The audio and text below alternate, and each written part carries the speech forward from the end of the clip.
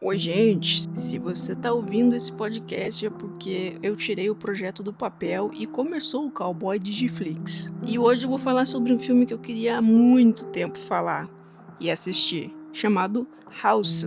Esse filme aqui, ele é um statement visual de terror japonês, precursor de muita coisa, quebrador de tabus e lançador de tendências, hein? E é um filme muito doido, muito experimental, esperem qualquer coisa menos coerência. Ele também tem uma vibe assim, country horror, folk horror. E eu demorei muito pra assistir, mas quando eu finalmente assisti, valeu muito a pena. Então, se ele também tá parado na sua lista faz um tempo, bora dar uma chance. Uma coisa meio bizarra nesse filme, já de cara, é que todas as personagens têm nomes assim, meio estereotipados. E o filme começa com essas duas aqui, Angel e Fantasy, se divertindo, tirando fotos pra alguma coisa da escola, sei lá. E elas vão falando com uma professora sobre como estão animadas para as férias. Mas quando a Angel chega em casa, o pai dela lhe apresenta sua nova madrasta, Ryoko. Já faz uns 8 anos que a mãe da Angel se foi. E essa introdução aqui dá pra ela uma certa vibe de princesa. Meio Cinderela, meio madrasta não muito desejada. E presta atenção no fundo da cena. Que coisa mais dreamcore é essa, mano? A lavagem de cores desse filme, ela é meio technicolor, assim, meio hipersaturada. Eu surtei nos visuais desse filme, são muito bons. Mas espera que lá pro final tudo vai desandar. Essa notícia da nova mamãe deixa a Angel muito aborrecida e triste com o pai. Ela ainda não superou a perda da mãe. E eu decidi ver esse filme exatamente depois de ter um episódio de PTSD de uma perda de uma pessoa que eu também não superei. Foi uma ótima ideia, com certeza. Daí tem a questão das férias. As amigas da Angel iam todas passar férias na casa de um professor, junto com a irmã dele, que faz tipo um serviço de host. Mas moiou muito o rolê. Então a Angel acaba convidando geral para passar as férias com ela, na casa da sua tia. Ela acabou tirando um momento de nostalgia para ver as fotos da sua mãe depois de saber do novo casamento do pai, e ela viu a tia numa das fotos do casamento e se lembrou que ela ainda tem esse elo com a mãe dela, né? A irmã da mãe, no caso, tem a sua primeira aparição então nessa foto, onde ela tá segurando um gato muito, muito peludo e tem um ar assim meio estranho, o jeito que ela tá lateralizando a mãe da garota, a roupa de preto. Ela não parece estar num clima de celebração do casamento da irmã, mas sim estar meio amarga com alguma coisa.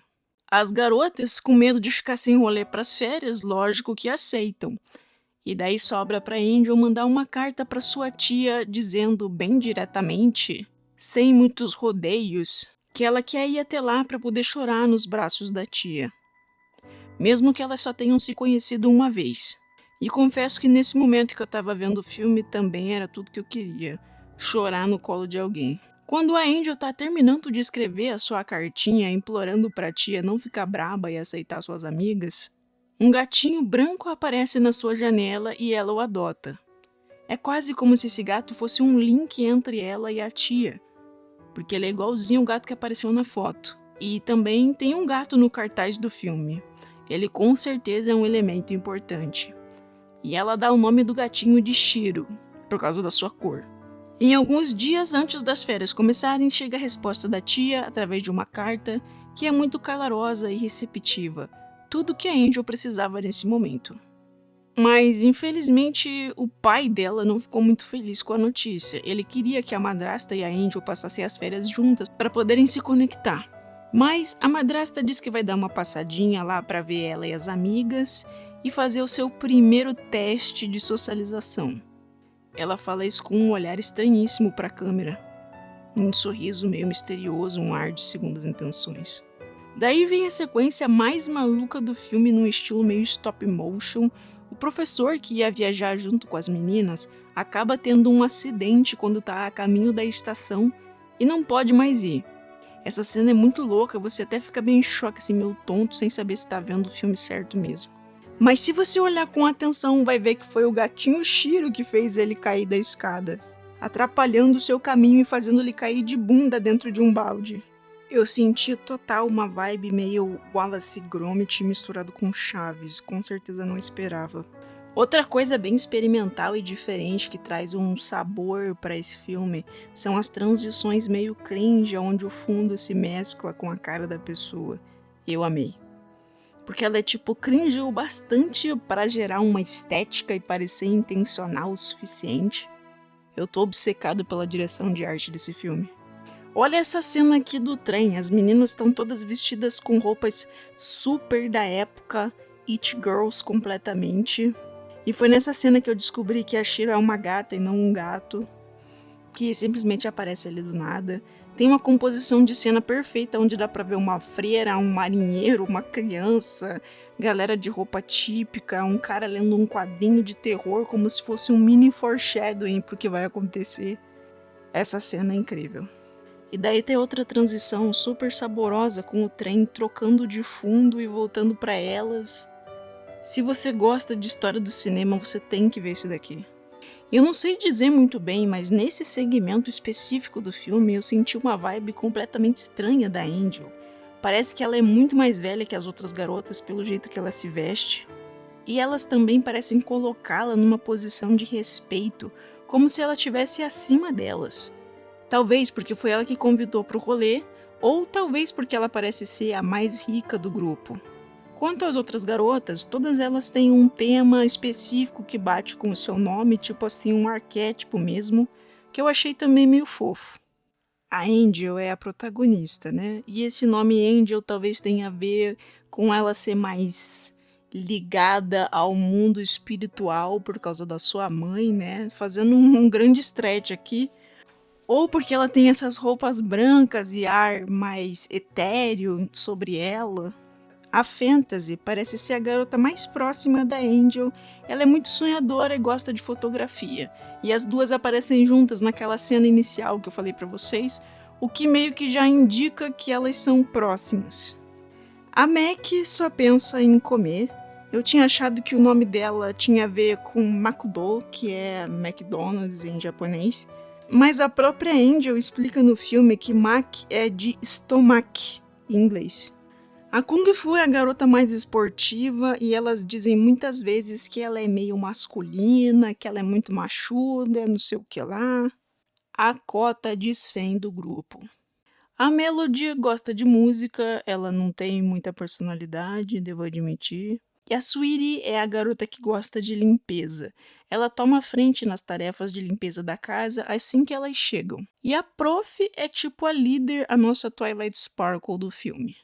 Dentro do trem, a Angel conta a história da sua mãe e da tia para as meninas, e essa parte é meio quarta parede, assim. É divertida porque é como se elas estivessem vendo um filme antigo, que é na verdade o flashback contando sobre a tia e um noivo que ela teve. Só que esse noivo recebeu uma convocação para ir para a guerra, e ele nunca mais voltou. Quando o mundo já estava livre da guerra, a irmã da tia, a mãe da Angel, se casou antes dela, que era a mais velha, e ela meio que ficou viúva do noivo. Então, além de ter que lidar com não ter mais o seu noivo ali, nem saber direito o que aconteceu com ele, ela ainda teve que tancar a irmã se casando primeiro e a felicidade que isso trouxe. Isso explica porque que ela estava com um ar tão pesado durante o casamento. Quando as garotas descem do trem, parece que elas facilmente vão se perder, mas a Shiro que tá ali com ela vai guiando as meninas com seus miados. Nesse momento aqui eu senti um pouco de inveja, porque as meninas estão tão girls, girls, girls, sabe? Sintonizadas. Num tipo de amizade que só existe entre garotas jovens e fofas assim. E fazendo um grande parênteses aqui, eu tô fazendo um roteiro sobre yaoi tóxico. E recentemente eu vi um vídeo muito interessante que eu vou citar nesse outro roteiro, onde uma youtuber aqui explica a história do romance entre garotas, o Yuri, e por que ele era tão purista no seu início.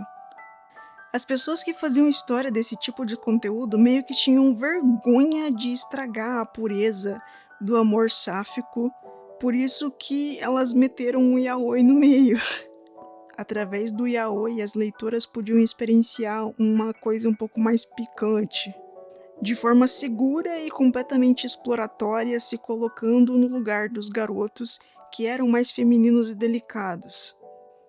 Dessa forma, o amor entre meninas permanecia puro e doce. Mas enfim, as garotas acabam se perdendo ali na finaleira do caminho e param numa vendinha para perguntar aonde que fica a casa da mulher. Pera aí, aonde que eu já vi isso? Amigas fazendo uma viagem de campo para um lugar remoto onde tem uma mansão que elas não sabem o que vão encontrar e param para pedir ajuda numa vendinha de beira de estrada. Assista Cool de Pony no YouTube. Se você não sabe, Coro de Pônei é a minha série autoral de My Little Pony com Massacre da Serra Elétrica. E aproveitando que a gente tá nessa tangente de assuntos aleatórios, olha aqui o Tom Nook. Você sabia que o Tom Nook do Animal Crossing, aquele guaxinim caloteiro agiota, na verdade é um tanuki, que é um animalzinho que tem uma lenda no Japão. Ele é este bicho aqui, que é representado em estátuas que ficam na frente de estabelecimentos, e ele tem um saco imenso que representa abundância. Ter uma estátua de tanuki significa sorte e atrair coisas boas para esse estabelecimento ou residência. Bom, elas resolvem falar com esse hominho dessa lojinha de melancia aí de beira de estrada. Calma, não é que as meninas falam com um tanuki, elas falam com o dono da loja de melancia que tem um tanuki na frente da sua quitanda. E ele aponta para a mansão, lá numa colina distante, e essa casa é a única coisa que dá pra ver daqui, como é que elas não viram. E é nesse momento que ele fala o nome do filme, House, casa em Japanglish. E essa cena aqui me lembrou muito o começo de Clock Tower, um jogo antigaço que bebe muito da fonte do Dario Argento e os seus filmes que fazem parte do movimento Giallo. Mas eu tenho quase certeza que esse filme também inspirou, não é possível, é muita coincidência. Outra coisa que vale apontar aqui é que, se eu não me engano, justamente nessa época de pós-guerra, a cultura norte-americana estava se infiltrando cada vez mais na juventude japonesa. É por isso que as meninas estão se vestindo dessa forma mais ocidental e elas soltam expressões em inglês do nada e estão super americanizadinhas. E mesmo trazendo essa roupagem moderna para as garotas, o filme mostra muita coisa tradicional e folclórica japonesa, mostrando um contraste bem legal historicamente. Assim que as meninas chegam na mansão, finalmente, o gato pula no colo da tia, como se ele desse seu trabalho por concluído, sabe? O papel dele era atrair as meninas até ali.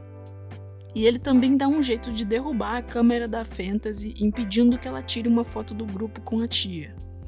Eu me pergunto o que essa foto teria revelado. Será que elas já saberiam que tinha algo de errado ali? E para quem estava apostando, assim como eu, que essa casa seria super tradicional japonesa, luxuosa, gigante e sonho de princesa campestre, errou feíssimo. É um muquifo do caralho, tudo sujo, nojento, rinítico e puta merda, parece um lugar horroroso. Logo de cara, um candelabro já tenta atacar as meninas, mas a Kung Fu defende elas. A Kung Fu é a grande macha alfa desse grupo e defende todas as suas ômegas. Em seguida, a Melody descobre um piano e o povo fala: "Ô, toca um piano aí pra nós." A tia da Angel já foi professora de piano. Eu só não sei de quem, porque essa casa dela não tem nenhuma vila perto, parece que fica lá na puta que pariu. Acho que ela não ia muito bem nesse negócio, não. Enquanto as garotas estão se organizando para ir fazer o jantar, elas escutam o som de um grande relógio que ninguém encontra. Se Clock Tower realmente não for baseado nesse filme, eu tô maluco. Elas exploram um pouco a casa e depois vão jantar. E as meninas estranham muito que a tia fala com os objetos da casa, tem algumas manias estranhas como não gostar de luz do sol e não comer. A geladeira da casa também não funciona. E a Mac, que é a menina comilona, a nossa Magali, tinha comprado uma melancia daquele homem onde elas pararam para pedir informação. Daí ela pergunta: "Pô, o que eu vou fazer com essa melancia, tia?" Usa o mesmo jeito que os antigos faziam e coloca dentro do poço nos fundos da casa para gelar. Elas vão lá e fazem isso, tudo numa boa, e depois do jantar, quando o sol já tá se pondo, A Mac vai lá buscar a sobremesa pra galera, a melancia dentro do poço. Só que ela não volta, simplesmente não volta dessa pequena empreitada. E quando vimos a segunda badalada do relógio, a Fantasy resolve ir atrás da Mac porque ela não tá voltando mesmo. E quando ela puxa a corda do poço, não é uma melancia que ela encontra ali amarrada, mas sim a cabeça da amiga, que parece já estar ali há alguns dias, diferente das poucas horas que poderia estar. Ela tá toda azul e inchada. Ela sai voando do poço e dá uma mordida na bunda da pobre da Fanta, que já tinha sido estabelecida como a mais assustada do grupo. Isso aqui me lembrou aquela lenda asiática das cabeças voadoras. Eu disse asiática porque eu não sei exatamente em quais países ela existe, mas na vertente japonesa ela é chamada de Nukekubi, um espírito feminino que consegue desligar a cabeça do corpo e sair voando por aí atacando as pessoas, geralmente chupando sangue ou mordendo. Eu já falei de uma lenda brasileira muito parecida no meu vídeo de Catalendas do canal principal, que eu acho que chama Lenda da Cabeça Voadora mesmo. Vão lá dar uma olhadinha que a história é escabrosa. A nossa versão norte brasileira indígena dessa figura feminina de cabeça que sai voando. Eu amo quando lendas de lugares completamente diferentes têm alguma semelhança assim. E após ser atacada, a Fanta fica repetindo Namakubi, Namakubi, Namakubi, Namakubi. E essa parte Kubi tem a ver com Namakubi, que é o que ela tá falando, e Nukekubi. Porque o Kubi é o pescoço. Namakubi, que é o que ela tá repetindo, significa cabeça decepada, uma prática que virou um grande símbolo de honra no Japão, reconhecendo a vitória do seu adversário e a aceitação da morte. Ela virou um estilo de tatuagem simbólico que homenageia esse conceito. É óbvio que quando as garotas vão lá ver o que tá acontecendo, depois que a Fanta conta pra elas, não tem mais cabeça nenhuma ali no poço e elas decidem comer a melancia que encontram no lugar. A Fanta fica completamente de maluca na história. E a cena em que tá todo mundo comendo a fruta, inclusive a tia, dá a entender que elas estão na verdade comendo a cabeça da garota e nem sabem. E a velha, a tia, ela tava numa cadeira de rodas até agora, desde o começo, mas depois de comer ela simplesmente sai andando. Tá ficando tarde e a Kung Fu decide dar uma voltinha para ver se encontra a Maki num campo de batatas que tem por ali. Enquanto isso, a Angel vai tomar um banho e a Sweetie tá dando um grau ali na casa que tava horrorosa de feia e podre. Mais tarde, a Kung Fu retorna dizendo que não encontrou nada e decide cortar lenha para aquecer mais água pro banho das meninas. Uma nota aqui nessa cena é que o barulho das cigarras está bem alto. A gente vê muito som de cigarra em animes de terror e também estava presente na cena que a Fanta encontrou a cabeça da Maki. Só que a Kung Fu é atacada pela lenha que ela passou tanto tempo cortando e durante o ataque, por algum motivo, ela fica sem saia e sai andando de calcinha pelo resto do filme. Eu não entendi muito bem, é para elas serem estudantes, mas é o Japão, né? Depois tem uma montagem fofa, mas que ocupa muito tempo de tela, da tia se divertindo e fazendo coisas de bruxa, e eles ficam usando o miau da gatinha para acompanhar a música numa cena, e isso é muito fofo e muito musical. Depois desse segmento, a Shiro sai aprontar infernizando as meninas, fazendo elas terem alucinações de certa forma, enquanto a Angel vai lá pro quarto da mãe e encontra uma penteadeira. E dá a entender que ela troca de lugar com a tia nesse momento, ficando presa dentro do espelho da penteadeira. E a tia passa a usar o seu corpo, um rolê meio chave mestra. A tia aparece usando o corpo da Angel e fala para as meninas que vai sair para avisar as autoridades sobre o desaparecimento da Mike, e ela fala novamente de forma bem ominiosa: não saiam até eu voltar. Assim que ela sai da casa, vira um pandemônio de novo, coisa batendo, coisa voando. As meninas descobrem que estão trancadas e decidem perguntar o que está acontecendo para a tia, mas elas não encontram a tia dentro da casa. O que elas encontram, na verdade, é o lacinho que a Mac tinha no cabelo dentro de um pote todo estranho. Enquanto esperam a Angel voltar, as garotas pedem para Melody tocar piano novamente, e depois escutam a voz da Angel cantando junto com a música. A Prof e a Kung Fu vão verificar o que está acontecendo no andar de cima, e dão de cara com a mãe da Angel, ou a própria Angel, vestidas de noiva. A Kung Fu sai xeretando por ali e encontra também a Sweetie presa num relógio, como se ela tivesse sofrido uma simbiose e se fundido à casa. Nesse meio tempo, a Melody foi devorada pelo piano. Essa cena é muito estranha, ela é completamente gore, caótica e vários recortes e montagens. Eu fiquei completamente hipnotizado pela bizarrice. Pelo menos, a Kung Fu e a Prof encontraram a Fanta ainda viva depois do surto que foi ter sido ver a Melody ficar despedaçada e ser comida pelo piano. Elas começam a construir barricadas. E também tem um ditado aqui que elas falam muito nesse filme: qualquer gato consegue abrir uma porta, mas apenas um gato de bruxa consegue fechar uma. Lembram daquele professor que ia sair de férias com as meninas como se fosse o responsável? Ele se atrasou muito por causa daquele acidente que teve, mas continuava tentando chegar até lá. Ele faz uma pequena pausa pro lamen enquanto as meninas já estão lá se fudendo. Elas encontram um livro e leem, e é o diário da tia, revelando que ela ainda espera que o noivo volte. De repente, a Angel aparece dizendo que agora eles estão no mundo da tia dela. A Angel explica que a sua tia já se foi há alguns anos. Como ela não realizou o desejo de se casar, ela permanece ali na casa como um espírito obsessor, devorando meninas em idade de se casar que vão até lá. Daí começa uma outra cena muito caótica, mas divertida. As garotas são atacadas pelos móveis e coisinhas da casa, e a Kung Fu tenta defendê-las como pode. Mas, ao chegar até o telefone para pedir ajuda no primeiro andar, o telefone a ataca. Ela resolve sair da casa e o espírito da própria noiva vem atacá-la também.